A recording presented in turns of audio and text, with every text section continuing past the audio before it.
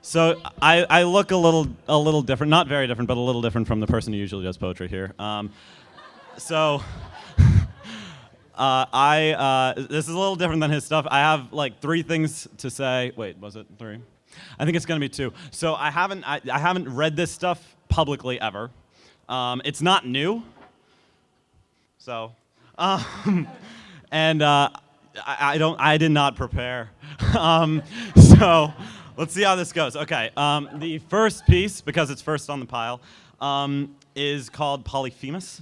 It's based on the Greek myth that was in the Odyssey, where Odysseus goes to this island. He meets this Cyclops. He doesn't really meet. The Cyclops tries to kill him, and there was all sorts of fun shenanigans and all. I mean, y'all have read it. You're all past that shit. Okay.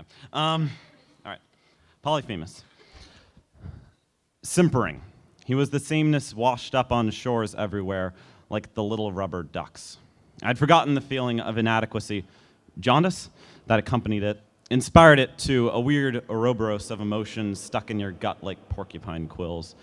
Flaccidity infected them with a certain sliding. Le Petit Mort and the crypts opened, unleashing avalanches of dust. Underneath the weeping willow tree, I drank its tears like ichor, stabbed red gold as if I was the guilty one. It doesn't have to be this way, and yet it is. Or does it? I'm still stuck there in the rapidly hardening sand that sinks and swills around my legs like God's tumbler full of bourbon mini bars, stocked with ink. Who's there? No man. His nomads were on my shores once. What fullness came with it? Out with the old and in with the strange. Please recognize me. The sheep are grazing poorly and maybe sick. I've counted them too many times. Their fleece grows green. Mephistopheles came to my island once and tried to sell me Bibles he stole from motel bedrooms. Who's there? No man. His seed was spilled on these shores once, but now small clones pop up like dragon's teeth. What a world, the blazing pain, the uncertain sight. The sheep graze emphatically tonight. So, thank you. I appreciate that. Okay, the second one is called Mantras. This was written it wasn't written on, I think the first couple of ones were written on it, but a car ride to that thing that all seniors and juniors will soon pass through, college tours. So that was a lot of fun. This doesn't touch upon that. I just figured I'd throw that out there. So yeah, a little context for what was happening. Okay, mantras.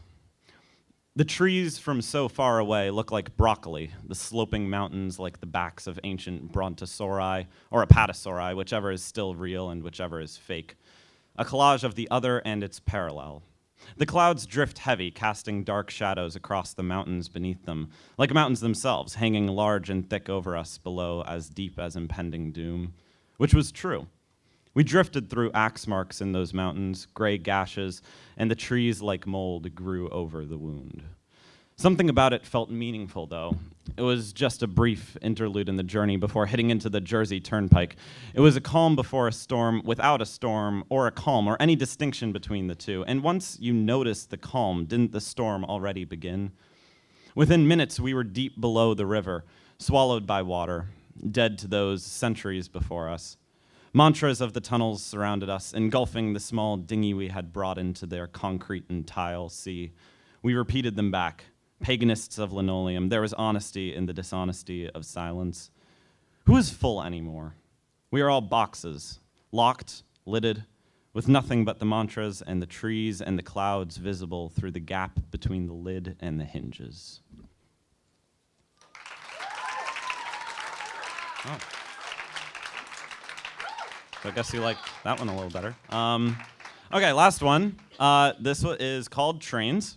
It was written on a train.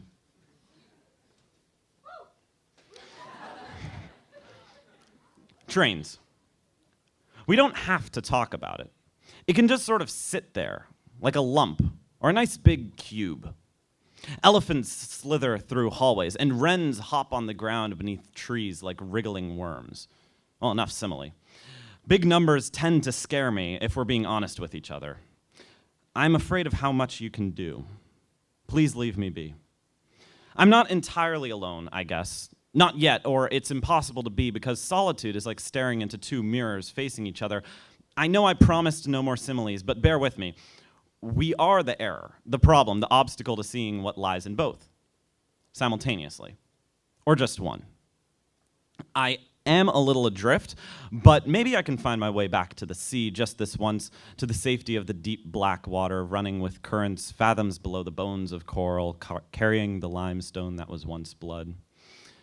The trains run on dead dinosaurs. Oh, I thought you knew. I know we're ignoring it, but, well, it's there, and we said we were ignoring it, meaning we're not ignoring it, because you know how these words are, always lying, right, honey? Right. Oh, look, the computer's on television. I wonder, is it famous now? Or is it just one of the faces that will pass us by, like a stranger on a train going the opposite direction of yours? Thank you.